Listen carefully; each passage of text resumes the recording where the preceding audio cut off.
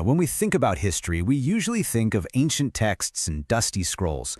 But today, we're doing something a little different. We're going on an archaeological adventure to uncover the origins of a truly profound dance form, the Tandava, by looking at clues carved right into stone. But first, let me ask you this. What if a single dance could hold the power to bring the entire cosmos into being, keep it all running, and then, in the end, dissolve it all? I know, it sounds like something out of a sci-fi movie, right? But this is the core idea behind the Tandava, and its story is literally etched into the rock of ancient temples. All right, so let's get right into it. What exactly is this cosmic dance we're talking about? So Tandava is this divine, super powerful, and energetic dance performed by the Hindu deity Shiva. But here's the thing, it's way more than just movement. Think of it like a physical metaphor for the entire cycle of the universe. It's the cosmic rhythm that kicks off creation, keeps everything in balance, and then finally brings about destruction so something new can begin. Okay, so you might be wondering, how on earth do we know about a dance from thousands of years ago? Well, we follow the clues. And in this case, the clues are literally carved in stone. And what's so cool about this is where the first clues pop up. It's not from some fragile manuscript that could have turned to dust. Nope, it's from inscriptions on stone that have survived for millennia, with some of this evidence going all the way back to the 2nd century BCE. And you could really see how our understanding grew over time. Way back in the 1st century BCE, we have the Gudimalam inscription, which gives us one of the very first sculptures of Shiva in a Tandava pose. But then, you jump forward a few hundred years to the 6th century CE, and boom! The inscriptions in the Elephant Ta caves give us something way richer, actual detailed descriptions of the dance itself. And this was a total game changer. Because it wasn't just a single carving of a pose anymore. The artists and scribes at Elefante carefully laid out 7 different types of Tandava.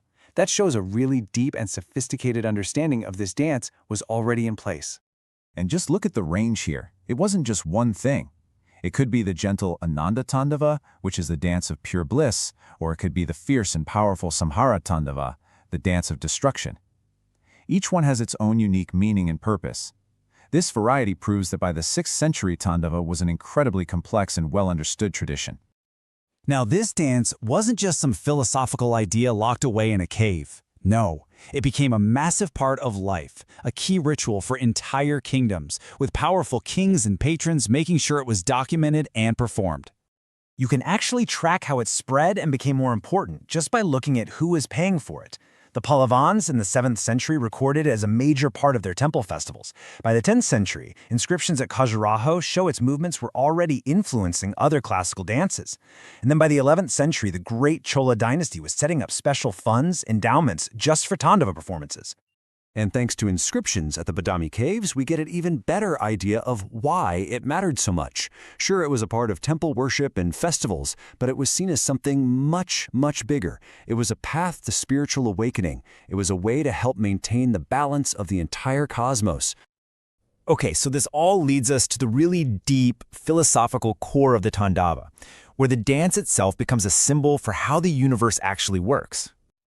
This is where things get really iconic. In the amazing Ellora caves, we see inscriptions of Shiva in his most famous dancing form, Nataraja, the Lord of the Dance. And you have to understand, this isn't just a cool-looking pose. The Nataraja form is a profound symbol, where every single part of it represents one of the 5 cosmic acts. So here's the takeaway. The whole cosmic shebang is right there in the dance. You've got Srishti, or creation, symbolized by the drum in his hand. Then there's Sthiti, preservation, shown by the open palm gesture.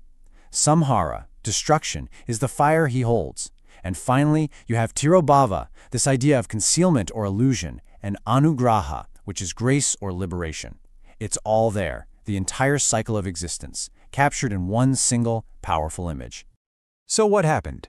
Did this ancient ritual just fade away with those old kingdoms? Not even close.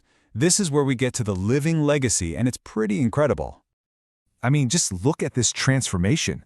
What started as a sacred ritual, something done in temples to literally maintain the balance of the universe, has evolved into a sophisticated, beautiful performing art and a powerful symbol of cultural heritage that's recognized all over the world.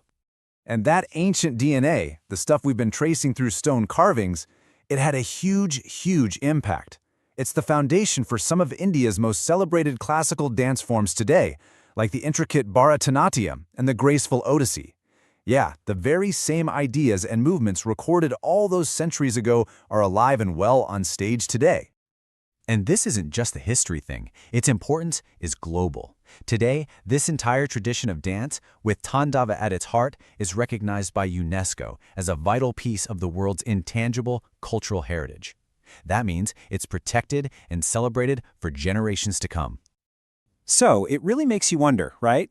If the story of a cosmic dance can be preserved in stone for 2,000 years, just how many other incredible stories, other living traditions, are out there, etched into forgotten stones, just waiting for us to rediscover them? If you had fun digging into this story with us, do us a favor and hit that like button, and be sure to subscribe for more explainers just like this one. Thanks so much for watching.